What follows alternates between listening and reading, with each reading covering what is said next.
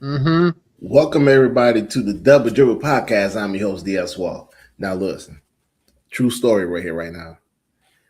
I'm very excited to be on the show. All right, my special guest Jamie's right here. Love the fact that we doing Dribble podcast. You see, this show was supposed to start like 40 minutes ago. What happened was I fell asleep. I took an old man's nap, lost track of time. My bad, ladies and gentlemen. But here we are. I am very excited. I might not sound excited, but trust me, I am excited. I got my super water here. So joining me today, my co-host for Signatures and Finish podcast, Jamie. What's going on, Brandon?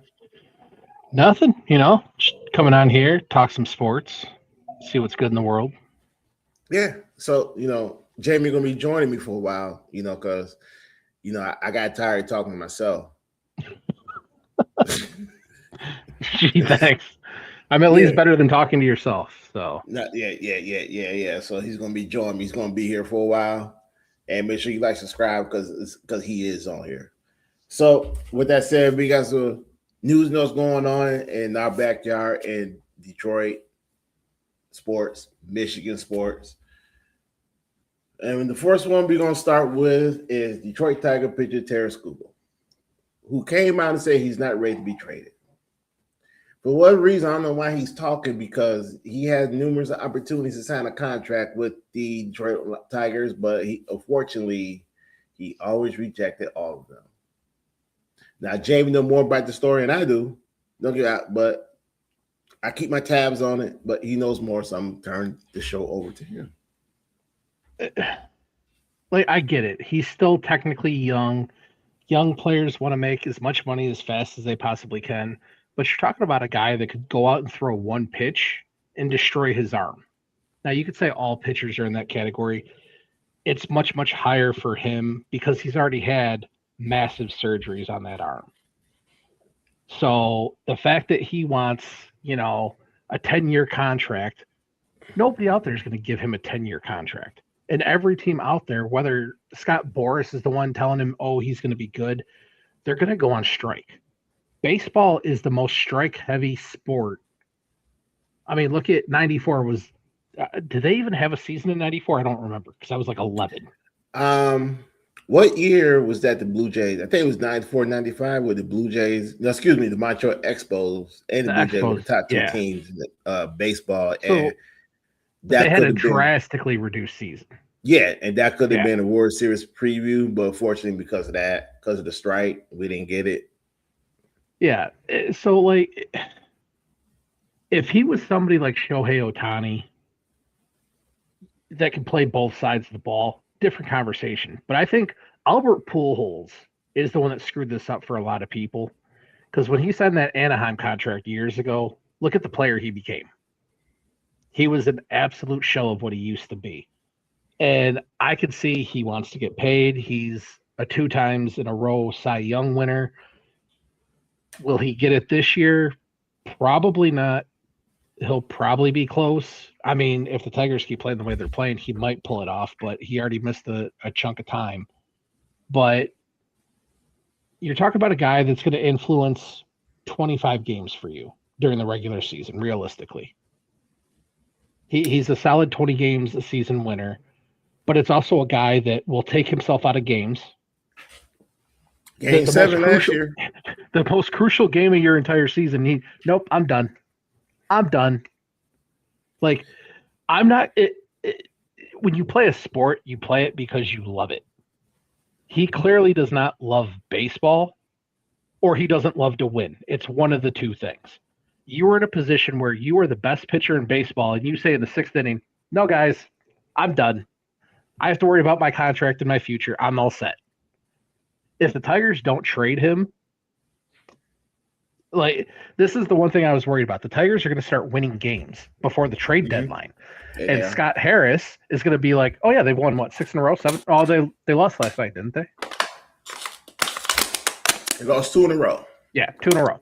They lost 6, or they won 6 in a row. They've lost 2 in a row now. But they're going to start winning. And they're winning their series. That's the big thing, is they're taking 2 out of 3 games in each series. So they are slowly catching up. And Scott Harris is going to say, no, we're going to ride this out. Let's see what happens. And no, you need to trade him now because he's not going to have any value. And at the end of the season, he could just walk away. Let's see. The Central Division is just a terrible division in general. It is. It's like the worst division in baseball. Yeah, when you got the White Sox, who are in first place, Cleveland, with a astounding record of 50-45, followed by Cleveland 51-46, the Twins 49, the Tigers 44-52. The Central Division is just whack. Let's just keep it honestly. Actually, every team in the American League this season, from the East to the Central to the West, is whack. All right. You got to think about it. Texas in first place, 49-47. Seattle below 500. And then you go in the East, Tampa Bay in first place. The Yankees, they're only 2 winning teams. The American League now is like the Eastern Conference in the early 2000s of the NBA. Yeah, it's terrible. So now with the Tiger situation, you got Skubal. He is not having his type of season. He's 5-5. He has because I prepared. I got some stats. You got some notes? Yes. Wow. He only pitched in 75.2 innings, gave it up 61 hits, 26 earned runs, 10 home runs, 11 doubles, 89 strikes, 10.6 K to 9. The most important thing is everybody was talking about WAR. His WAR is 2.1 with a 0.95 whip and an ERA of 3.09. So it's not, he's not having the type of season that we thought he would have. And plus, that's the way he's been hurt. He missed a amount of games. What it comes down to it's not, like you said, it's not about the love of the game. It's not about the stats I read at all, because we all know he's going to bounce back. What it's about is Tarik Skubal could have had a deal done by now. He could have had a deal done 3 years ago. Could have had a deal done last season. Yeah, who's the Max Fried signed an 8-year, $210 million contract last year. That was his market, and he's the top pitcher. In fact, he was the top pitcher for the Braves. Now he's the number 2 or number 3 guy with the Yankees. Last year, he was the number 1 guy. The Yankees had a heck of a season. Season before that, he was the number 2 guy in Atlanta. He was killing it. I would love to have him then Tarik Skubal on my team, because I know what I'm getting. I know what he's going to do because he loves the game. Well, and that's the whole thing. You don't know what you're going to get. You're getting a guy that he might throw one more pitch and destroy his arm. You might put him out there in a crucial game, and he decides in the 4th inning, hey, I've had a lot of walks today. My pitch count's up around 60, so you need to take me out. I mean, when this dude takes himself out of a game 7, we're not talking about a guy that, he's on a repaired arm that's at 120 pitches in a game that says, like, coach, I can't do it. Like, my arm is going to, like, fall off. We're talking about a dude that was in the 6th inning that says, no, I'm good. So I don't have any trust for that. No, it's not. The Los Angeles Dodgers pitcher, I'm going to say his name is Sasaki. I'm sorry for jacking up his I know who you're talking about. He signed, what was it? A 7-year, $375 million contract. It was somewhere around there, yeah. Yeah, I don't remember the exact number. He's a 5 or 7 year deal. And he is probably one of the top pitchers in Major League Baseball, next to his teammate Shohan. Who else is out there? The pitcher for the Pirates, Skeens, who hasn't got a big time deal yet, who's on the verge of getting one, and it won't be in Pittsburgh. Oh, Pittsburgh just doesn't pay their players. That's right. It won't be him. The young kid out of Milwaukee, another young pitcher, he'll get his money. But Max Fried, who's the Yankee pitcher who was out? Let me pull him up. He was out for a long period of time. He just got back from Tommy John surgery.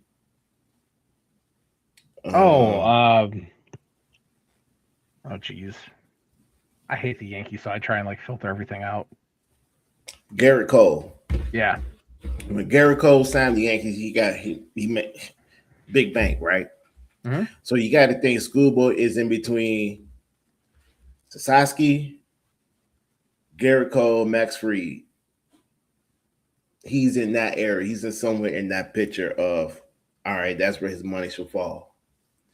He's either going, it should be between $210 million and $375 million. But the thing with the $375 million, the Dodger pitcher got is that it's not 10 years. I think it's 7-year deal. The reason why I would give Tarik Skubal, even if he gets traded, the reason why I would give him a short-term deal is not also because of the injury, it's because of the age, because you don't want to get stuck with that contract on the back end of a pitcher who's between the ages 38 and 40, because that's when they're not good anymore. That's where they're not elite. And you paying a guy elite money and he's not good on the back end, that's a bad deal for the team. So I would front load the contract for him in his prime years. That's why I would give him a 7-year deal. Because I think there's so many ways you can make this guy happy. And I know what it is. He wants to get paid for a long period of time. He's 29. He's looking for a 10-year contract so that he could be collecting money when he's 38, 39 years old. Yeah, when he's not that good anymore. Exactly. You offer him a short-term contract. We're going to give you a 4-year deal. This puts you at 33, 34, depending on when your birth date falls, whatever. We'll give you $225 million for 4 years. That will put him at between $50 and $51 million. Yeah. Are you complaining about making $51 million a year? No. Is anybody else in baseball besides Shohei complaining about making $51 million a year? No. And the problem is he wants to make sure he's getting paid for another 5 years after that, when I think this dude knows he's going to be capped out in 2 years. Like his arm is just going to be done. He's going to be 30 years old. And when you get to that 30-year mark, that's when everything starts going downhill. I mean, for example, look at Justin Verlander. Justin Verlander, once upon a time, he signed a huge deal. Same with Mickey. Paid him $13 million this year alone to pitch in like 4 games. Yeah. Yeah, and we see it now. And when he was in his prime and close, when he was in his prime and that first year out of his prime, he was great. But then ever since then, it's been injury downhill. after injury after injury. Yeah. Same with Miguel Cabrera. Great player. I mean, they were ready to write him off here in Detroit when he had that core injury. Oh, he's never going to throw that like that ever again. Did he throw as hard, Verlander, as he used to before the core surgery? No. But he actually became a better pitcher because he wasn't just throwing fastballs. He learned how to throw other pitches, and he became better. Tarik Skubal, I don't think, has that in him. And I'm not a Tarik Skubal fan. I wish the Tigers would keep him. I just think it's nonsense that, like we were talking about before the show, oh, I want to stay in Detroit. He takes full page articles out in the Detroit News. He loves the fans, this and that. He's the guy that's going to say he loves anywhere that he plays because he doesn't care. 100%. I think he says publicly what he wants, the perception. Oh, he wants to be here, but he's telling his agent, yo, get me out of here. Get me out of here or get me the most money possible. Because if he wanted to be here, he would have signed a 4 or 5 year deal. And that's most of Boris' clients anyway, because they don't want to be here. They don't want to be anywhere where nobody ain't going to pay them. They feel like the money that they deserve. And if Tarik came out, if Tarik came out and said, give me 4 years, they would write him a contract probably upwards of $250 for 4 years. But why would you pay this guy? There's a realistic possibility you're not going to have a season next year, which means he's sitting out for a full year. Got a year older, exactly. And not only that, it's going to be other. Not only that, there's going to be other Boris clients who will be in that same situation where it's not about his work. It's about the overpay. It's the overpay on the back end that no team doesn't want. The Dodgers that came out and said they're ready for a big trade to land Skubal or any big time pitcher out here, right? And I believe they are. But the Dodgers are a team that's really heavy based on analytics. They're not going to pay a guy unless you like, oh, unless you got a show hand type of talent, they're not going to overpay for a guy I mean, who only throw one pitch. That's pretty damn good, and they're not going to pay nobody up to 400 million, 450 million over a 10-year period, especially when the CBA that's coming up, teams that finish strike because of them. Yeah, they're not going to continue to do this. If Tarik Skubal really wanted to be here, it's still fresh on everybody's mind. You give me one of those Bobby Bonilla contracts. You give me a set amount of money up front and then just residual me for another 30 years. Bobby Bonilla gets like 1.3 million up until like 2035. Yeah. And he's been getting it for like 25 years already. Like, it's ridiculous. Like, and Bobby Bonilla was actually, I liked him when I was a little kid. He wasn't my favorite player, but he was solid. He made the All-Star game and stuff. He was a solid player. Yeah. Dude still collected money. He could offer that to the Tigers. Tigers could do that, no problem, if they wanted to. And if Tarik wanted to pitch it. That's up Chris Illich. That's his alley right there. Yeah. We're going to defer on the money to Hong Kong? Okay, yeah, I got you. Let's go ahead and do that. You want $2.5 million a year for the next 10 years? Okay, all good. We'll give you less money up front. We'll give you a big chunk, but then we'll just stagger it out over 10 years. Yeah, the Dodgers did that with Shohei. Again, if there is a lockout next season, or if they play a drastically reduced season, he might not come back the same. He's now had multiple major surgeries, as we've already said. And I'll give you a perfect baseball example. When Dontrelle Willis got traded to the Tigers. Oh, man, that hurt. Oh, man, Dontrelle Willis was one of the most dominating pitchers. The second he got to Detroit, it's like he forgot how to even throw a baseball. Was you could see the mental collapse on his face happening when he was pitching. Was that the Miguel Cabrera trade? Yeah.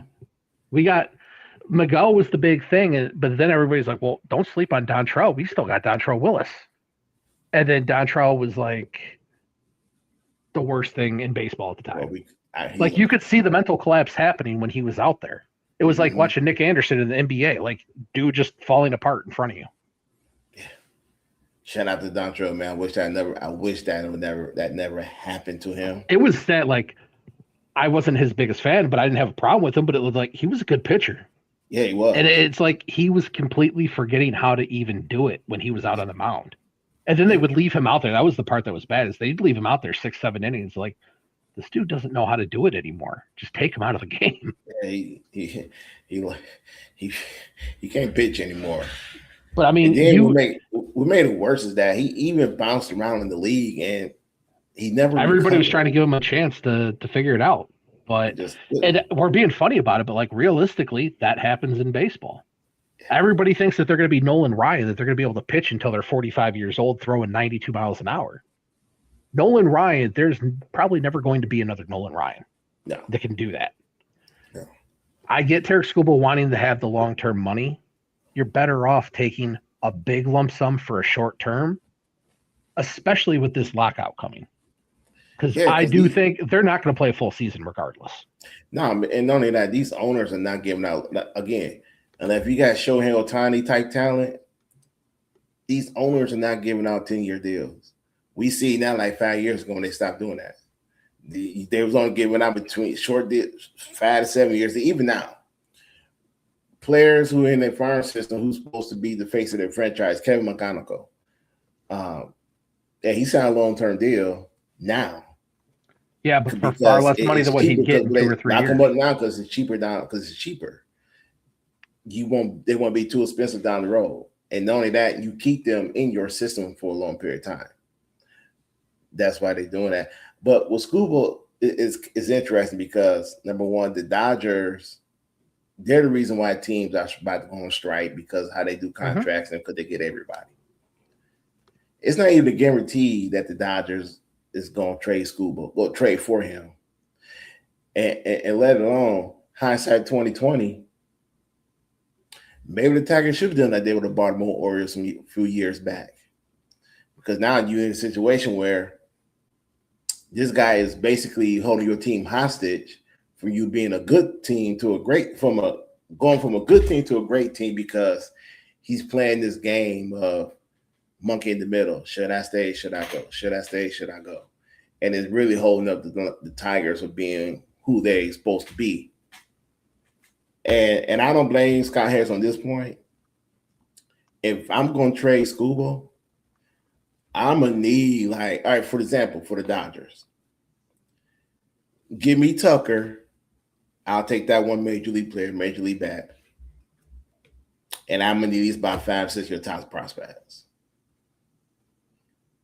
Because I have to get max value for him. I can't sit back and just take 75% and 50% of his value. I need 100% max value. How many teams are willing to play ball like that? Right.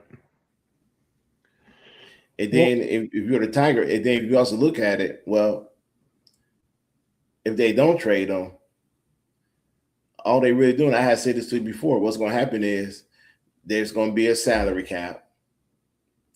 He's going to be forced to go back to Detroit that he doesn't want to go because teams are not going to pay that type of money for him. And if they do trade, if he does end up leaving Detroit and signs with another team, and then if you're the Tigers, it's kind of like, damn, I missed the boat. Yeah, and honestly, it's just from a distraction standpoint, just get rid of him. I guarantee you a lot of teammates got something to say about this whole situation once he leaves. Oh, I guarantee they do. But like the radio here is dominated with, they actually did a segment, I think it was Valenti a couple days ago, of like, what are you tired of hearing all of us talking about day after day? And it was Jalen Duren's contract, Tarik Skubal's contract, 1 and 2. Because that's all there is to talk about. You got two people that want all this money when one has shown you, well, actually, basically, both of them have playoff issues. So, but I get it. He wants to make the money. But last year, I think that killed it in a lot of the fans' eyes. And I think even with like the ownership and leadership of the Tigers, like with Scott Harris, you pulled yourself out of a game. If you would have taken like a baseball off the hand or something from a hit or something like that, I understand it. But he's a distraction. You don't know when his arm's going to fall off. And who wants to deal with Scott Boras? Just trade him. Who cares where he goes at this point? They're going to ask for probably your top 2 prospects and 1 or 2 players for Tarik Skubal, depending on the organization that he goes to. If you let him walk, I'm almost willing to bet he's going to sign with the Mets. And then you get nothing. That's even worse. Exactly. That's actually, you have to trade him because he's going to leave. And he would probably take a sweetheart deal, which is then going to piss everybody off here to go and play in Seattle where he's from. And Seattle doesn't want him because they want to give up their prospects. So that's until exactly but that's why for them, they're probably just sitting back like, we're just going to keep our mouth shut and see if he hits the free agent market. If he hits the free agent market, oh, hey, you've already made it clear you want to come home. What if we give you this? And then he'll sign some stupidly cheap contract to go back to Seattle, and then it's just going to make everybody mad. But you got to get something before you let him walk. So you're better off just trading him now. Yeah, like the delusion that, oh, we can make the playoffs. Yeah, you can make the playoffs, but what are you going to do? You're not going to beat Toronto. If you did somehow magically make it to the World Series, you're not going to beat the Dodgers. So what are we doing? Just get the best for them. You've got a deep farm system. Look for next season. This is the season right now. You've got Max Clark waiting. You've got Anderson waiting. You've got that Rayner kid that just had crazy numbers a couple nights ago. He had like 6 hits, like it's just insane. They've got a deep farm system just waiting to go. Yeah. You could even put Casey Mize with it. Package Casey Mize, Tarik Skubal, and ship them off somewhere. Oh, no. I want to keep Casey. I mean, I want to keep him, but if you really want to sweeten the pot for prospects, you put those two together. Dodgers, give me your entire farm system. Yankees, entire farm system. Well, the Yankees got nobody. That's a problem. Well, not now. They've gotten rid of it over the years, but they used to be the best farm system. Yeah, they got nobody. Not anymore, but yeah. No, if I'm Detroit, I'm definitely doing that. But I'm throwing in Jack Flaherty, his good buddy. Yeah, y'all too. Yeah, take both of them. Give me if I look me personally, I already said I'm negotiating with the Dodgers because there's about like 5 or 6 prospects I would want, and then give me like 2 players. I'll take 2 players. I don't. I'll be against it, but I'll do it. I'll take Tucker. I'll take Hernandez, and let's go. Well, it's funny at the beginning of the season, the Tigers' rotation was going to be the strong suit of the team. It's been the entire weakness of the team. Besides Casey Mize coming back from injury, Framber Valdez, yeah, he can pitch some innings for you. He can eat innings. Numbers haven't been great. Plus, he's a hothead. You never know when he's just going to go off the rails on somebody. Nah, but he has gotten better. Better. Attitude has gotten better, yes, but still, we've already had a couple issues this season with him where he just loses his stuff. Yeah. But it's probably the glaring weakness of the team. The hitting has actually been better than what people thought it would be. Yeah, and look, injuries play a role. Justin Verlander, he announced this is last season. We don't know when he's hurt. Don't know when he's going to pitch. I don't think you're going to see him pitch again. I think he's done. I'm not complaining about it because that's an icon. And if he goes out and doesn't pitch for us, I'm okay with it. It's when Justin Verlander is starting back here, I didn't really expect too much of him. It was a retirement contract. It's the same thing I said about with LeBron James, the Lakers. Justin Verlander is the guy it's not going to affect us winning or losing. No, I didn't have a problem with him signing because I just looked at it. It's a retirement contract. Yeah, you can parade him around for all the home games. I kind of expected him to get hurt because look at his history. He gets hurt every season. But, he got his Legends honor for the All-Star game or whatever, so he'll go do that. He'll come back. They'll parade him around at all the home games for the summer, and that'll be it. It'll be a nice little send-off for him. Great. I don't care about Verlander. It was like $13 million. But the rest of the rotation, getting Jack Flaherty back was supposed to be the big boon of, we shipped him off to the Dodgers, and then we were able to get him back. Flaherty's been bad. Yeah, even with the Dodgers, he was bad. Yeah, like he's been bad. Oh man, Valdez pitching better. Montero is pitching better. Miz, he's back. Haven't heard anything on Jackson Jobe. Haven't heard anything on him. What's going on? He gets brought up here, but it's just we're waiting on him to get healthy. I know that's the guy that Scott Harris put it out there. That's our guy. That's our future ace. That's the guy going to be anchoring the staff. We know he had Tommy John surgery last season. Yeah. Mm-hmm. No, that's a setback, but once he comes back up and gets going and is healthy again. They have him down in Lakeland, and he did hit 100 miles an hour again. Okay.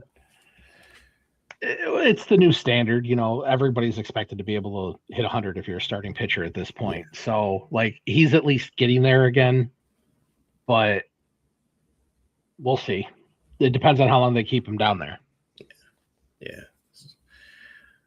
Hopefully, look, I think this might be the year for your Tiger fan like us. I don't mind I would like for us to compete. Don't get me wrong. I want us to compete, and because being a weak division, we got opportunity to win it.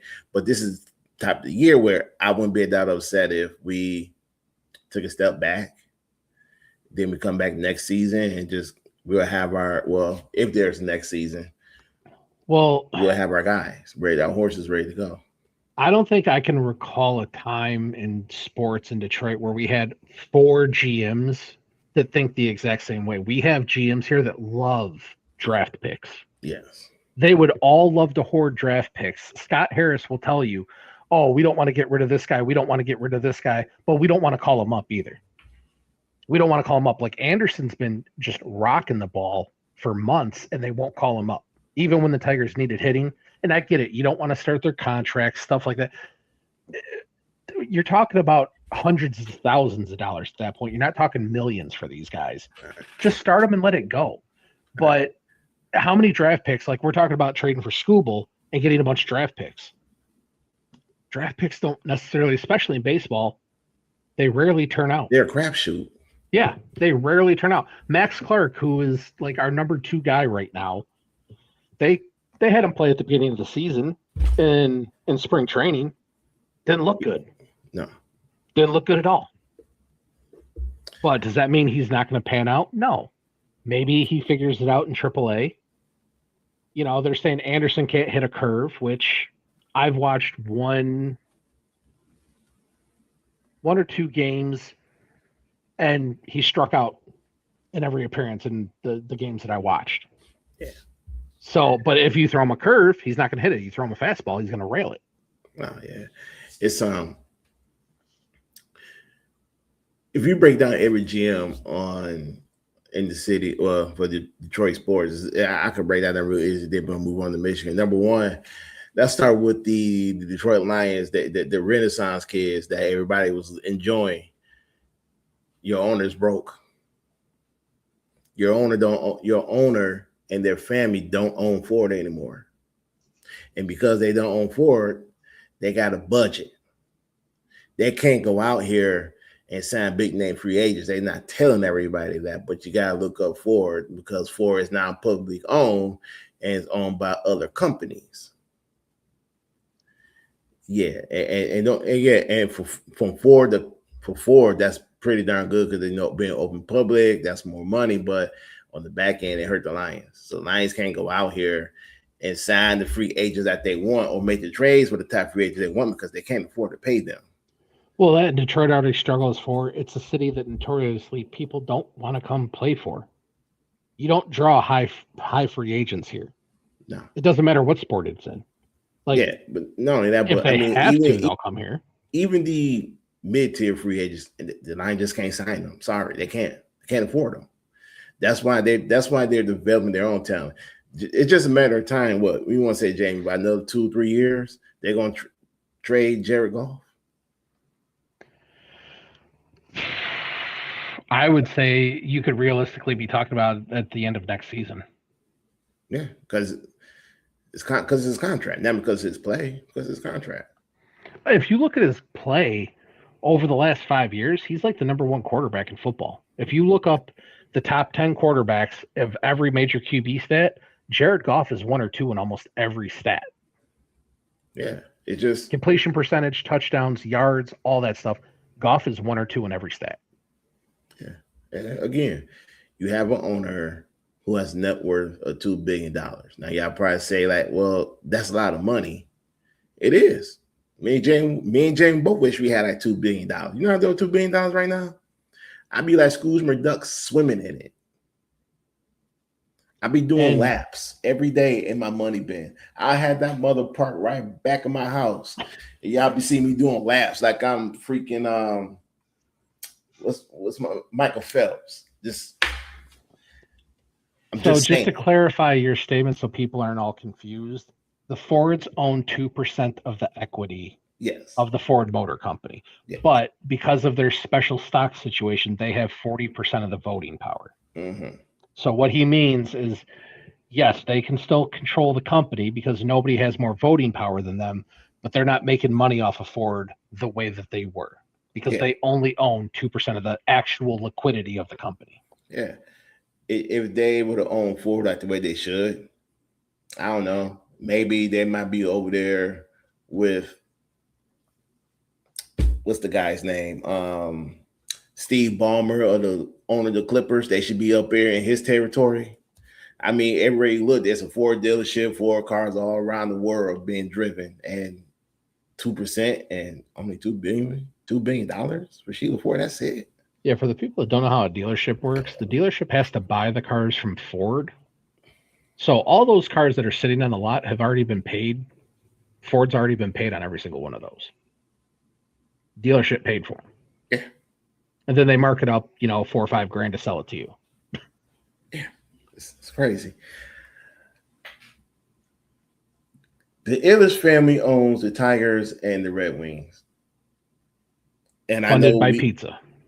How the pizza taste still down there, Little Caesars? It's not bad. I mean, Little Caesars gets a bad rap because of the whole $5 hot and ready. The $5 hot and ready was a genius idea. When you're in a hurry coming home from work and you just need to run in and grab something, Now it's not $5 anymore. I think it's like $8. Ah, damn. But it tastes the same. It hasn't like changed its taste. It's like Domino's. Domino's runs commercials every 2 or 3 years. Oh, we've changed our entire formula. Our ingredients are all different. Yeah, and you still taste like crap. Hey, Domino's got a farm up in about almost close to Ann Arbor area. I don't understand that. Let's be honest here. Mr. I passed away. Chris took over, and he started saving a lot of money. Let's just be honest with that. All right. Yeah. I'm not saying he didn't want to compete. All I'm saying is he wanted to save some money, and he kept some GMs in office longer than they need to. Well, go ahead. With that being said, and that's part of like when you do stuff like this, even the guys that do it professionally on the radio and things like that, like you can bust on the GMs and make fun of them. You don't know what they're told behind the scenes. Nah. And that's the part you always have to keep in mind. Like, even when we do the Signatures and Finishers podcast, I can rail on Triple H. Triple H might have been told, hey, this is the mandate. This is it. Nothing you can do about it. We could sit and make fun of it and do all that. But yeah, Chris Ilitch might have went to Steve Yzerman, might have went to Scott Harris and said, look, this is the budget. You're not to go a penny over. Well, I can't go out and do a press conference and say, hey, the owner says we suck. So don't expect any trades. Don't expect any signings. We're not doing anything. We're just taking it as is. He's got to go out and play the PR role. And I'm going to try and make some trades. Or you get something like Dylan Larkin. Cool. You're the best guy on the second or third line. Good job. Go have fun. And what's so funny is that in baseball, you have a floor you have to spin. The Tigers never spin to that floor. They're not the only team. They never spin to that floor, but yeah, they want to compete. Funny. Now, with Steve Yzerman whole situation, I know Red Wings fans, they love Steve Yzerman, but they want him out of here. Dylan Larkin wants to be traded. There's no market for Dylan Larkin. The reason there's no market because it's only 3 teams you want to be traded to: the Vegas. He did open it up. Yeah. And the only real team that's pitched any interest is Minnesota. Yeah. The Wild have inquired about him, but I don't expect him to be traded, honestly. Nah, he's not that good. Not that good, but then, like they say, look, him and Steve Yzerman, that's oil and water. They don't get along. But the problem with that is you say he's not that very good, and another is not a mark for him too. It's the same thing with Skubal. See, Yzerman's not going to get max value for him. What's his value? The Tigers. Detroit has 3 players on 3 different sports leagues that all think that they're top tier paid athletes: Larkin, Skubal, and Duren. We're going to get to Duren. And none of them are going to get that top dollar. We're going to get to Duren because Wemby did them dirty. I mean, Dylan Larkin is a guy, since we're on it, hasn't even scored 40 goals in a season.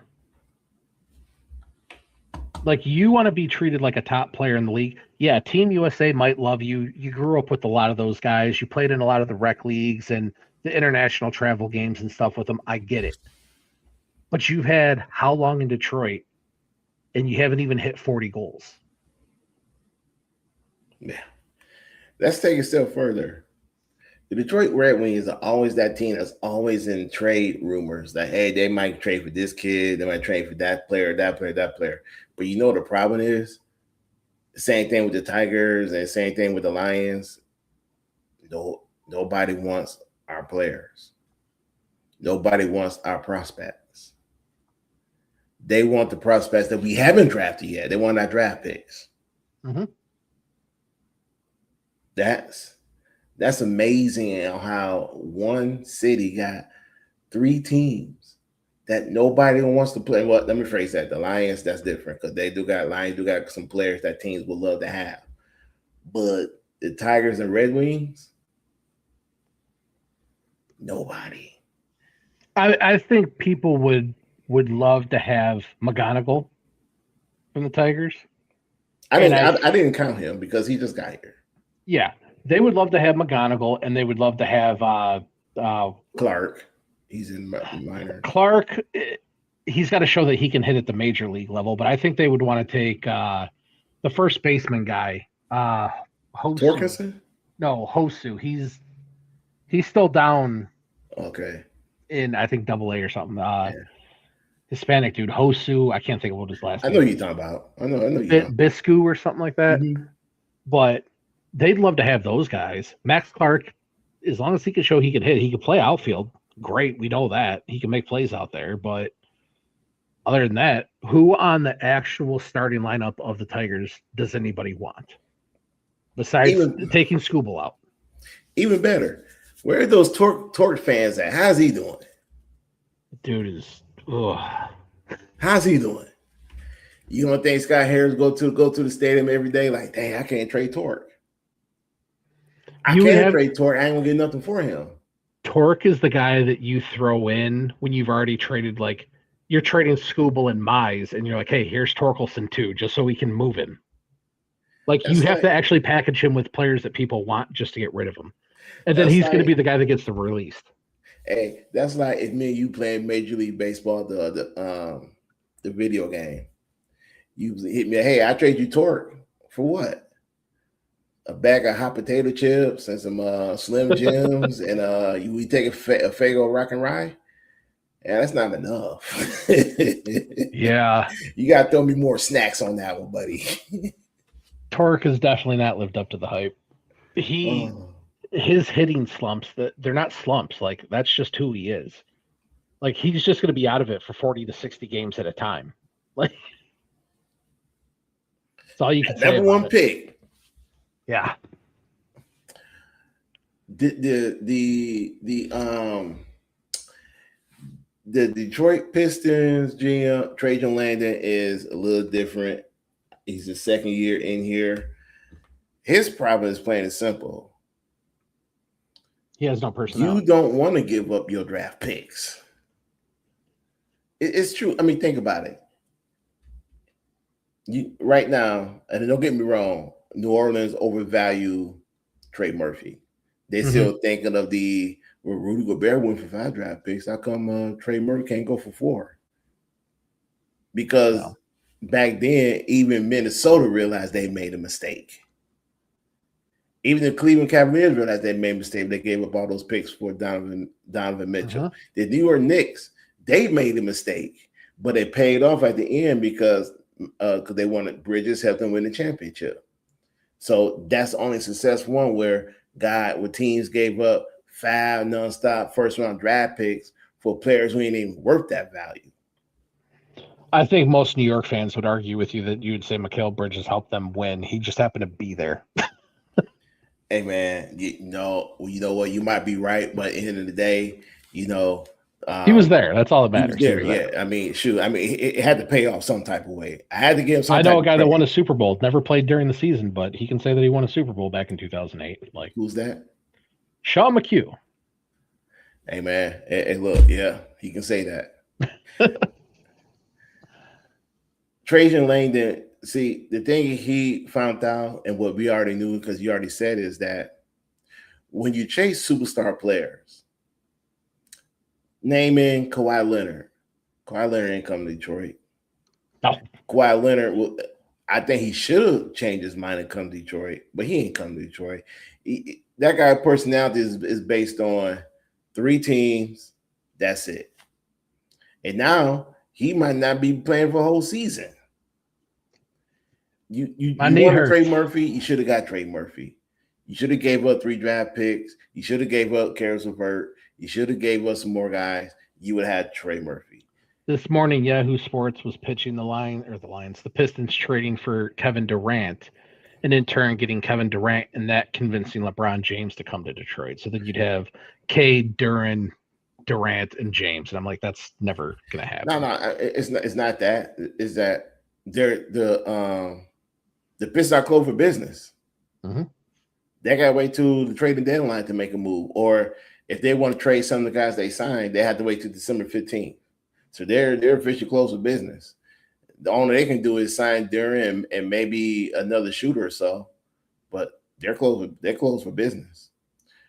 So they can't do anything.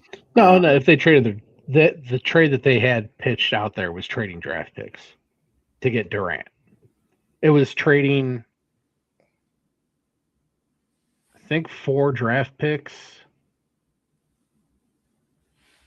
4 draft picks, Ron Holland and somebody else to get Kevin Durant, and then picking up LeBron through free agency for it. Man, that's crazy. I'm like, LeBron's not going to come to Detroit when Cleveland's right there. Like, he's just not going to do it. No. My whole issue with that is I'm not giving up 4 draft picks for Kevin Durant because Ron Holland is a first-round draft pick. So that's your 4th right there. I'll give it a 3 unprotected picks and then one guy who was a first-round pick, Ron Holland. But the thing is, though, Houston not going to trade Kevin Durant because they want to run it back this season and see how this look like. It's not going to go well. We're going to see how it look with Van Fleet. But then again, Kevin Durant broke a rule where you start dissing your teammates on Twitter. Oh, he's been doing that for years. It's just one of his 97 burner accounts. Yeah, but it's on a burner account, and those young players know it, and we'll see. Me personally, I want the other twin. Give me the other twin. Have him come on to the Pistons with his brother. You had 2 guys who can shut down the perimeter.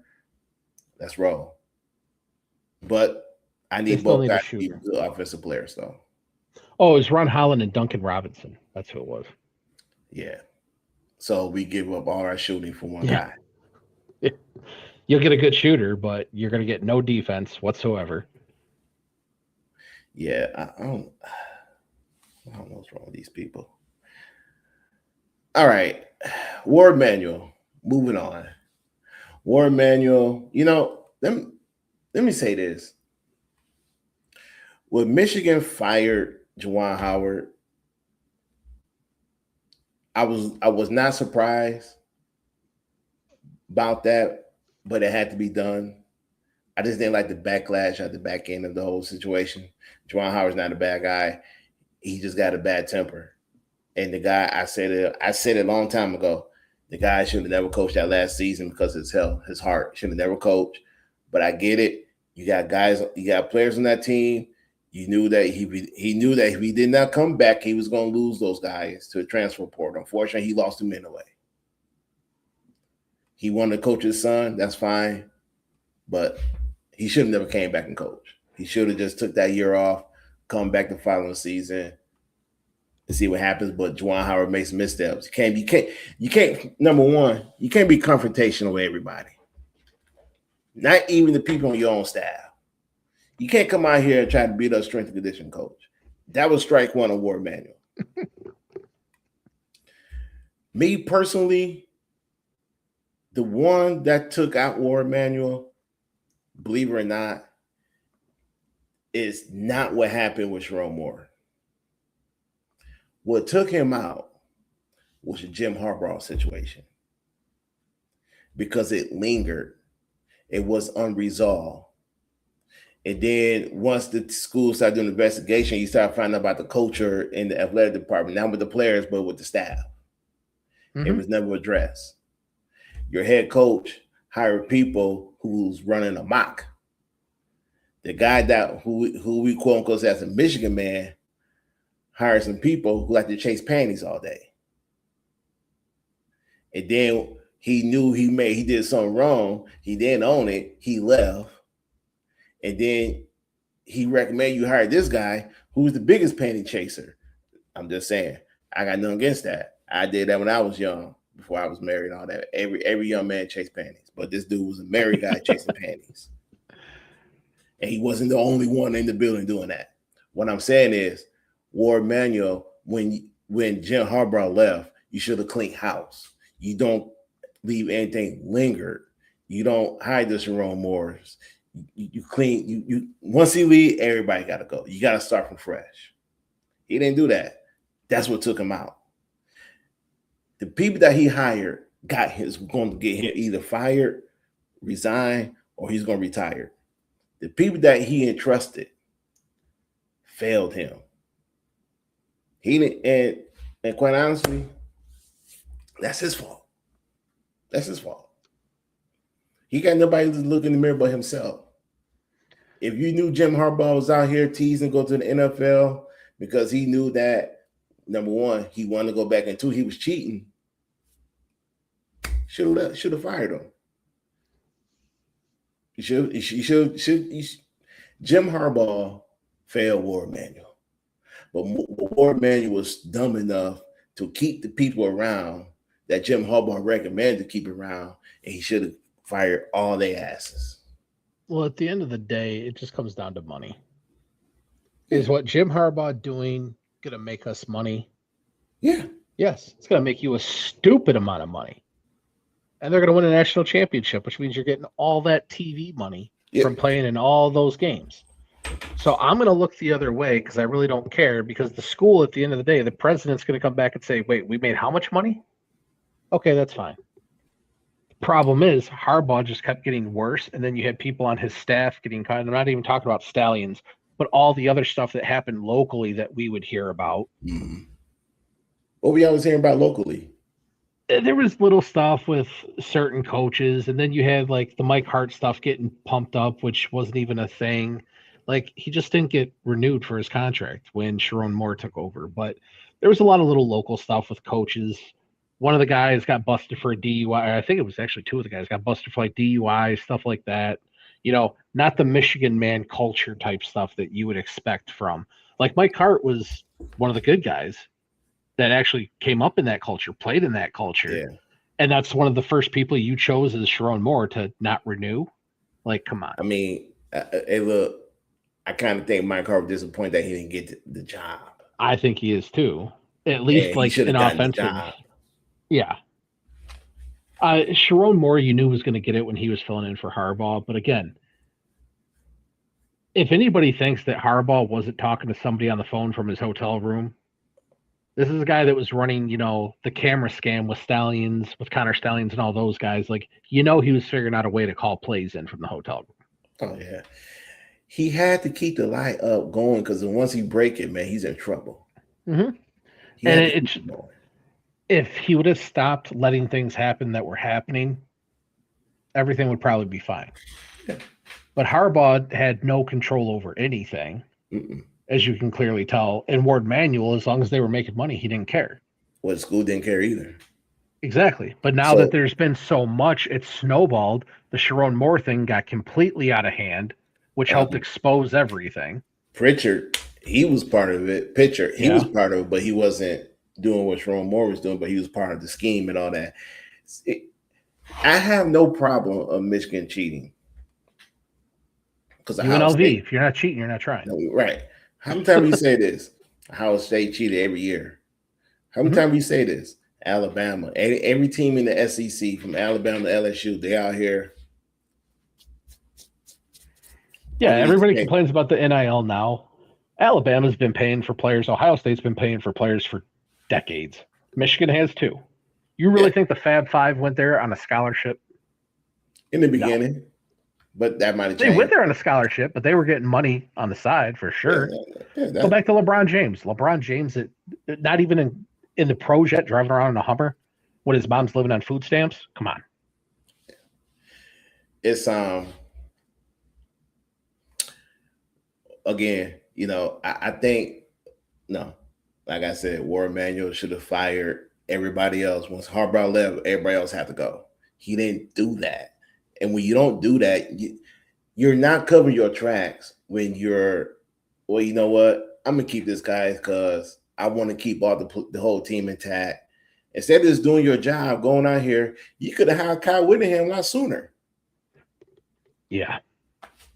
So Ward Manuel, I won't even say, like you said, Jim Harbaugh failed Ward Manuel. Ward Manuel failed himself. Yeah, that too. Because like you just said, when Harbaugh left, you had the opportunity to clean house. Hey, everybody involved with the football staff, besides like the student intern people, you're all gone. We're starting fresh. We're just cleaning house, bringing a head coach, and he can fill every position that he wants. You did it with Juwan Howard. And Juwan Howard's a Michigan man. Much smaller staff, too. He didn't win you a championship, but he got you close to the title game. When you cleaned house on him, you should have cleaned house on Harbaugh. And now this is where you at right now, where the investigation that you paid for, the investigation that you wanted, included you, and now you're on the verge of about to lose your job. Oh, he's definitely gonna lose his job. Yeah, and look, don't some of the worst ads in college football have gotten jobs again. And I'm not saying Ward Mann is a bad AD. I mean, the guy won national championships with UConn. He won with Kevin Ollie. I mean, he'll get another AD job at a smaller school. It'll probably still be a Division I school, but it's going to be one that doesn't compete. It'll be like a San Jose State or something like that. You know, I don't know why San Jose State just came to mind, but whatever. He'll get another job for sure. He's not an old man by any means. So, but is he going to keep his job in Michigan? Absolutely not. No. And for Michigan, you know, we both love Michigan. And the one thing that Michigan needs to do, they just need to own it. They don't got to do it in public, just own it. Like, hey, look, we made a lot of money on the cheating scam. A lot of friends that like to bring it up because they're all state people or they're Ohio people. And it's like, look, this is just the first block. This is going to become a very common occurrence because college athletics is not college athletics anymore. It's professional sports. Once the players started getting paid, it's professional sports, and things like this are going to be happening on the regular. Yeah. And I love the fans from Ohio because they've always been talking, you guys cheated.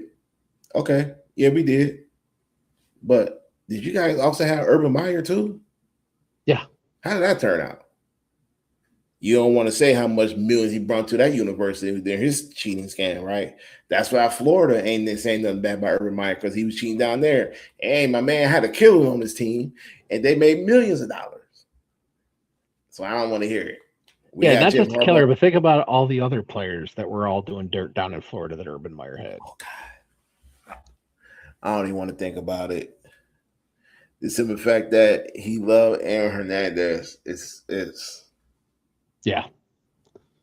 And like he was a piece of crap in college. Like that's the thing. Like it's not like he got to the pros and the money just made him go crazy. Like he was trash in college of how he acted. It just went to the pros and it just kept doing the same thing. Like same thing with his head coach. Yep. I'm just saying, like, if you call, I'm just saying, you guys had Urban Meyer, one of the dirtiest coaches in college football. Jim Tressel, another dirty coach in football for y'all team. I get it. You love ragging on Michigan. Me too, and I'm a Michigan guy. But let's call it a spade a spade. You guys set up 2-1 on the cheating. Jim Tressel, he would just leave people out to hang too. Like poor Maurice Claret, he just left that dude hanging. Hey, yeah. Hey, Jim, you had a player on your team that was already bought and paid for. Ooh. Yeah. Jim Tressel didn't stop coaching Ohio because he wanted to retire. That's like saying Michael Jordan walked away from the NBA because he was just too good and didn't want to win anymore. Like, no. David Stern told him he had to go for a while, and he went for a while. Yeah. And Ohio State told Jim Tressel, just leave it, don't come back. Yeah. We're just going to get somebody slightly less dirty than you are right now. We're going to go get Urban.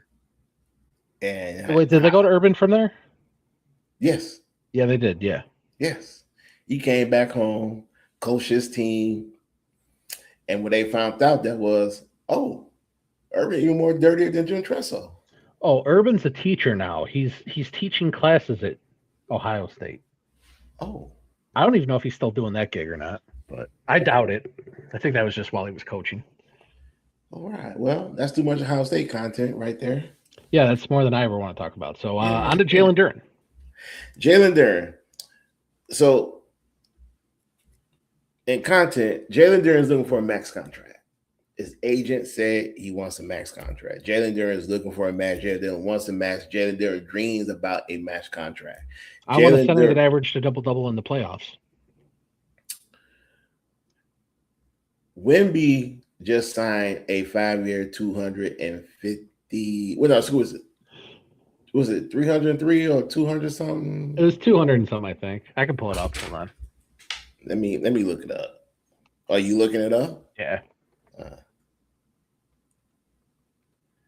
Man, it's 5 years, 252 million. $252 million on a 5-year deal. His super max was graded out to be 5 years, $303 million. He left $51 million on the table because he wants the team to go out here and put better talent around him when the time comes. What I mean is that he wants Stephen Castle to get paid. He wants Dylan Harper to get paid. He saved him $51 million because he was allowed up to $303 million. Yes. So he left $51 million on the table because he wants to win. Jalen Duren screwed. Wemby will probably go down.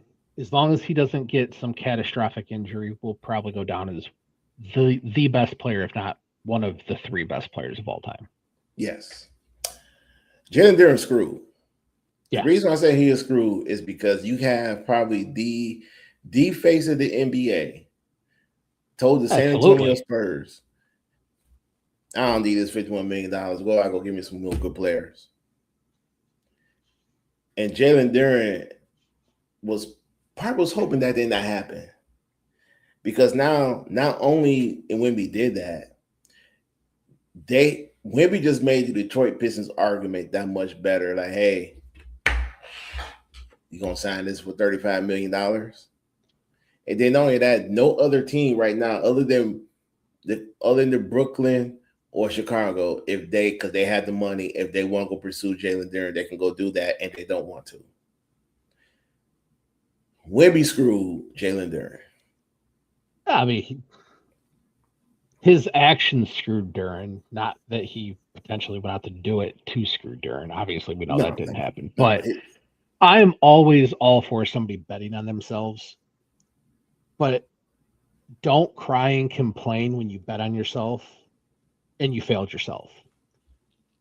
When it mattered most, you were a shell. You were a ghost of the player that you were. Like, all regular season, sure, you were all NBA third team. You made the All-Star game, yada, yada, yada. That's great. When the games mattered, you didn't show up. You got outworked by Jared Allen. Wait a minute. You got to go back one. He got outplayed by Wendell Carter Jr. I was trying to give him some credit. There's a little grace that is trying to be allowed here. Nah. Not on this show. Not on this show. We got to keep it honest and real. He got outplayed by Wendell Jr. Yeah, if we're being honest, you shouldn't have beat Orlando. You got lucky that Orlando collapsed.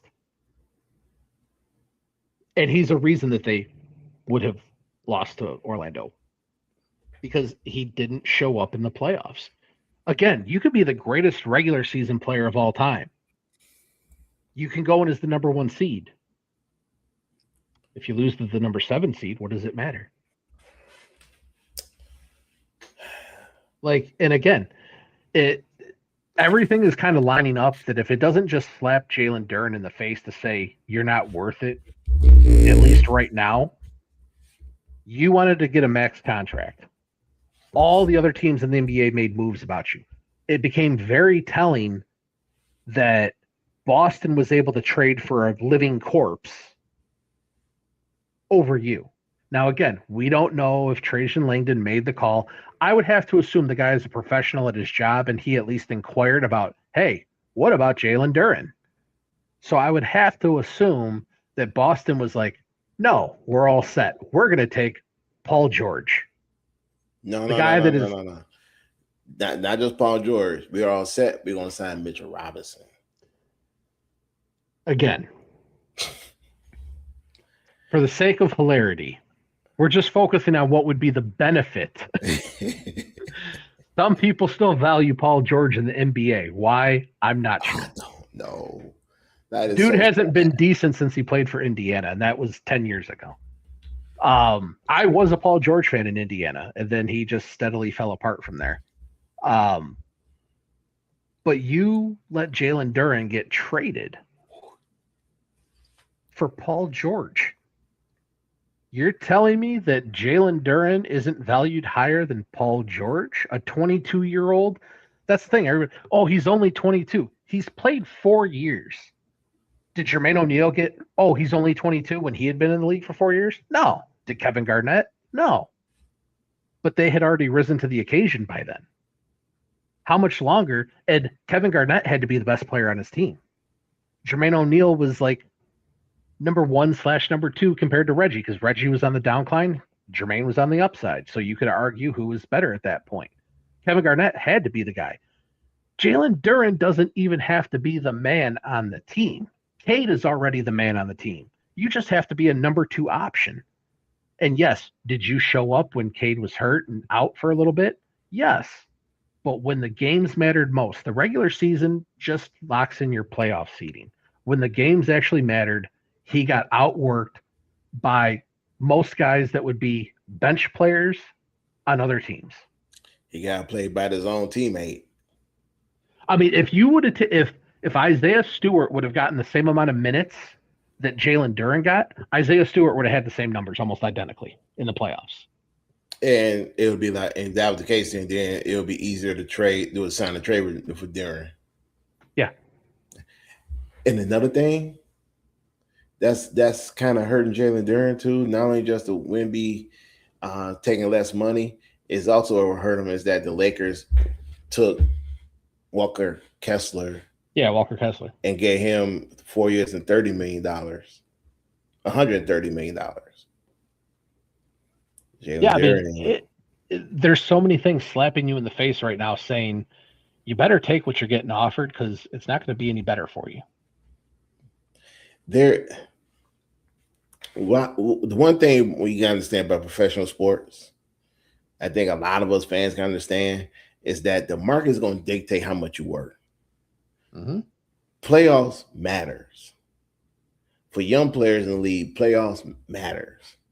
If Cade Cunningham was due for a max deal this season instead of the season he had it, his super max would have been a lot more than what he's making now. Mm-hmm. That's why when I look at a GM, when a young player can be extension eligible a year before they reach unrestricted free agent, get them signed right there. Osari Thompson should get about between 32 million a year. If he goes out here and ball out and play even better and become a top 2 defense player in the game of basketball, the Pistons will be in the same position as they in this season, next season. I understand where Jalen Duren coming from. You want all your money. You want the whole $58 million. Victor just told, even though both guys are in different situations, Victor just told San Antonio, and I keep that 51, go give me some better players. That's the number 1 option. The number 2 guy for the Pistons don't want to take a pay cut. Well, it just goes to the mentality. That's why when you started with Victor Wembanyama, he's going to be one of the best of all time. The mentality to win is there. Jalen Duren does not have a winner mentality right now. What Jalen Duren has, it goes back to, again, told the late great Kobe Bryant, different player than Jalen Duren. Basically what Kobe said, get all your money. And he meant that, get all your money. I was watching First Take today, and Kendra Perkins even said, Wemby is going to be this new face of basketball. But you don't leave no money on the table because it's your GM's job to go out here and put talent around you, make them do their jobs. Don't make it easier by saving money. That's where it comes in, and that's where I thought about that. And I say, you know what? I can see that point because drafting is important. Development of talent is important. In the sense of with Wemby and a lot of great players. Well, let me stick to Wemby. Wemby left $51 million on the table, but we don't know the language of the contract. We don't know the incentives. We don't know have on the back end that $51 million. He probably can make that up in the back end. We don't know that, but he could. First off, leaving money on the table is dumb if you're leaving money on the table. Yes. How much money does somebody need to live an absolutely comfortable life? Not a lot. Not a lot, believe it or not. If you're just happy in your life, that's comfortability right there. So if I'm somebody that 150 years from now, I want to be remembered as one of the best basketball players of all time, I would try and put myself in a situation to be one of the best basketball players of all time. Kendrick Perkins, who won one title when he was like the seventh best player on his team at the time, I don't need to be taking advice from. Tom Brady, people don't talk about it. Tom Brady renegotiated his contracts constantly, taking less money so that you could bring in people to put around him. What do we talk about with Tom Brady? He is the best of all time. Right. Hands But down. what they don't talk about with Tom Brady also, though, is that Tom Brady made that money up in the back end. And do you think, and that's where I was going with it, do you think Wembanyama's not going to get all sorts of stupid endorsement deals? Oh, he will. Exactly. So he's not worried about making up that $51 million. But what I mean on the back end, but the one thing that a lot of people don't say about with Tom Brady is that Tom Brady didn't get all his money because he hit those incentives. He hit every mark. He made that money back. Michael Jordan made more money off of Jordan brand than he did playing in his career. Like, Wemby's probably smart enough to know I'm going to get a ton of endorsement deals. And I probably am either smart enough myself or have people around me that are smart enough that are going to manage my money, and I'm going to make a stupid amount while also going down as one of the best of all time. Yeah. Because they're going to be able to build a team around there. And San Antonio, is that a destination city that people want to go? How many superstars that they didn't bring in have come out of San Antonio that they didn't draft? None. Because like Detroit, nobody wants to go there. San Antonio's in the middle of nowhere. Beautiful city to visit. Beautiful city. No, it's in the middle of nowhere. And they're not exactly known for shipping out a ton of money on their players. Nope. They draft well, and they keep their talent for a long time. You know, go back to Tony Parker, Ginobili, guys that they were able to keep around. Tim Duncan. They did have Steve Smith towards the end of his career, though. Exactly. End of his career. Towards the end, yeah. They had good players like the 04 Pistons that all knew their roles, that were willing to play their roles, and they won championships. Ginobili knew his role. Tony Parker knew his role. Tim Duncan knew his role. They all knew what to do. Wemby clearly fits that mold. He wants to win. I'm willing to take this amount of money. Use this money now to put around me. Now, if next season they tank or they suck or the front office doesn't go and get more players, then he's got a reason to be like, hey, I did you guys a solid. I'm not doing it again. And another question everybody's wondering is when, because I think Castle's due for a super max extension next season and Dylan Harper 2 years from now. Everybody wondering, are they going to follow suit? I think one will, one won't. And if one doesn't, you'll replace them. The thing is, Wemby runs that team. Everybody knows that. Your team is you're going to end up getting people that are like-minded. And if you don't, they become very obvious and you get rid of them. Look at the Patriot way that you heard about in the NFL. That was just Tom Brady mentality and Bill Belichick mentality. If you didn't fit that mold, you were gone.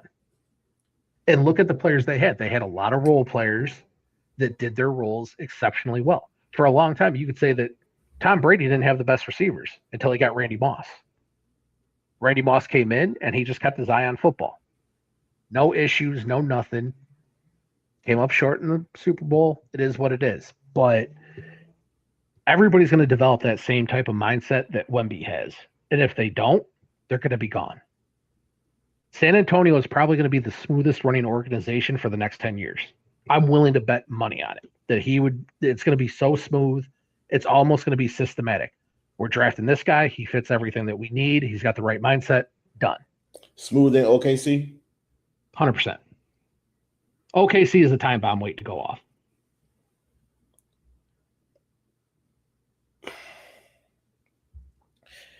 I think, I don't know. And the reason I say I don't know because I know OKC, because I already predict, to me, my personal opinion, probably next year or the year after, they're going to trade Chet Holmgren. It's not because he's not talented, because he's getting expensive. Well, he's getting expensive, and he drastically thinks he's a lot better than what he actually is, too. And he's dirty. Go back and watch his games. He is a dirty player. He's like Bruce Bowen dirty. That's why Wemby probably don't like him. And plus, OKC, all they got in the first round picks on their bench anyway, guys waiting to come in and contribute. So I think OKC, you can make an argument they're going to be run very smooth, but they're not going to keep. They'll keep SGA. They'll keep Jalen Williams. Chet Holmgren is one I don't know they'll keep. Holmgren is the one to get rid of. Because again, Wemby is, we're talking about Wemby, so it's not a good example, but he's too skinny. You can't have a guy that big getting pushed around down in the post. Well, both guys are super skinny. Well, that's what I'm saying. I'm bringing it up now when we're talking about Wemby's not a good example. Wemby, I've told you, needs to put on 30 pounds. Yeah. Look, doesn't even need to be muscle. He just needs to put on 30 pounds. Yeah, both guys are not big guys. That's and you go back to the mid 90s or even the early 2000s. I'm not even saying take Shaq. Just take one of the centers and put them in the NBA today. They're going to look like Joker. Oh, I'm taking Alonzo Mourning. Oh, my God. Yeah. A guy that could actually move against all these stick figure guys. Like, come on. And plays defense?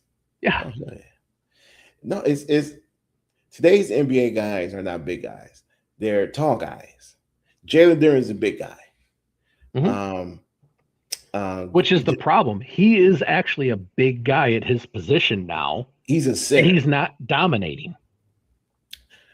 Because he hasn't expanded his game, quote unquote, to the 15-foot jump shot. But if you ever seen practices, he have a Team USA.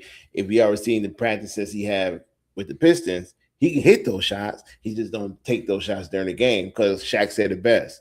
Why do I need to do this where I'm dominating doing this? Well, with Jalen Duren, if he's learning now, I might have to start taking these shots and hitting them on a consistent basis because if I do that, not only grows my game, but I won't have this problem where I'm going to be leaving tons of money on the table. I think Shaq, if he would have taken his own advice and flipped it on its head, probably would have gone down as one of the best players, period, not just one of the best centers, because he probably would have kept the relationship with Kobe together if maybe he practices free throws a little bit. Why do I need to do this when I can do this? Well, when everybody knows that they just have to foul you at the end of the game, how many games are you going to cost the Lakers?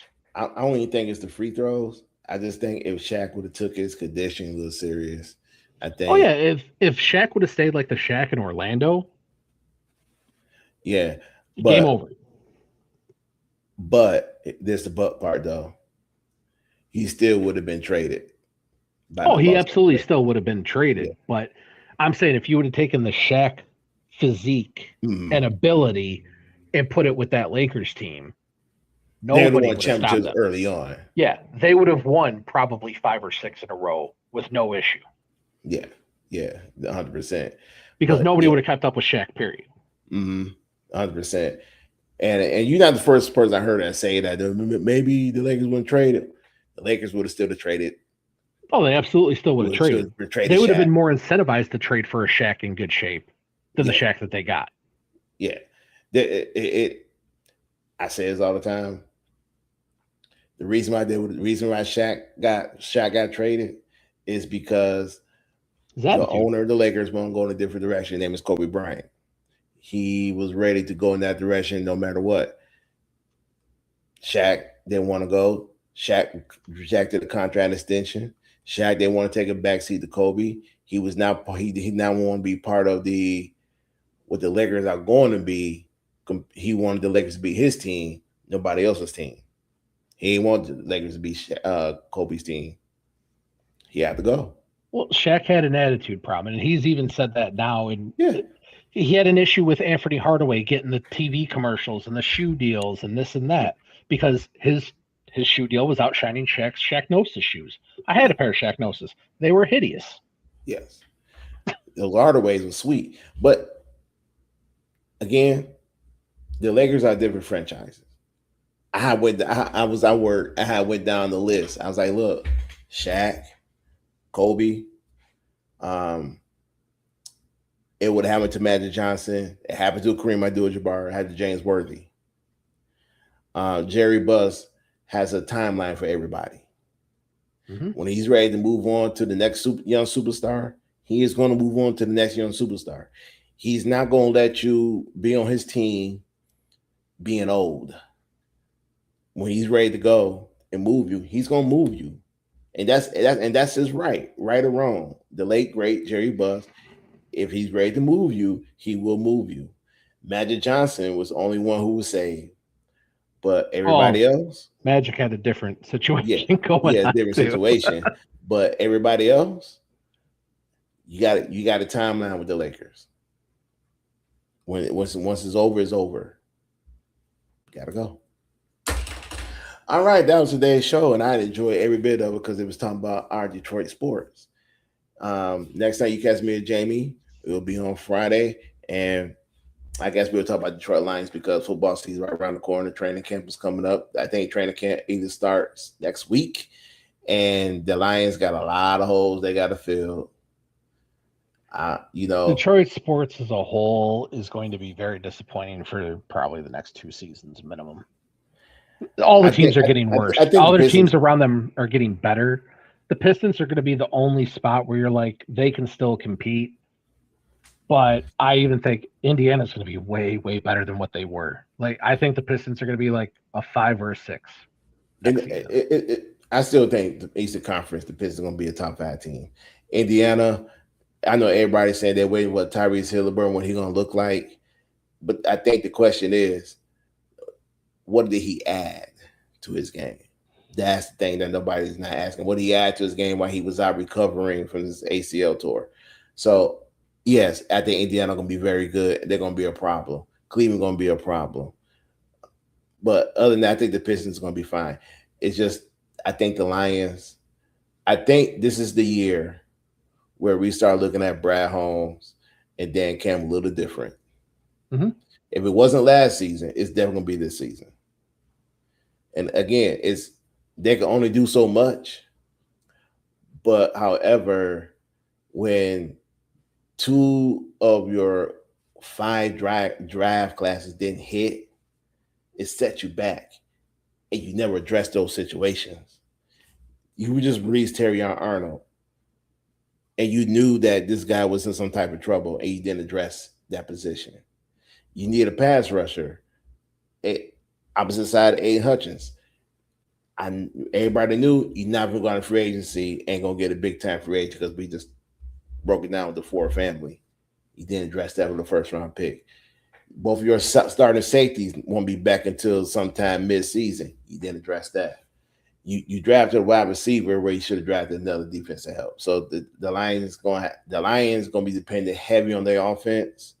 That defense it might get worse, but they might be they might come in last place again.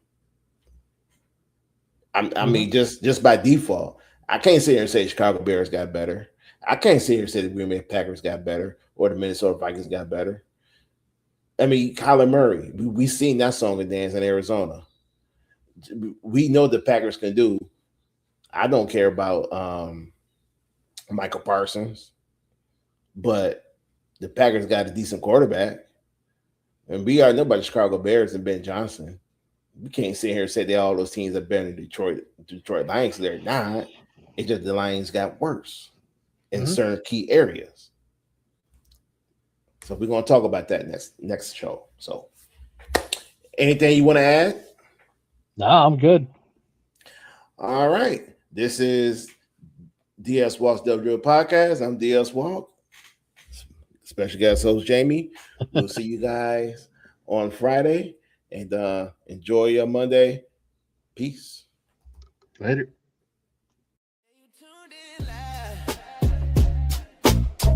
KDK, ABDB, vibe. Where the slow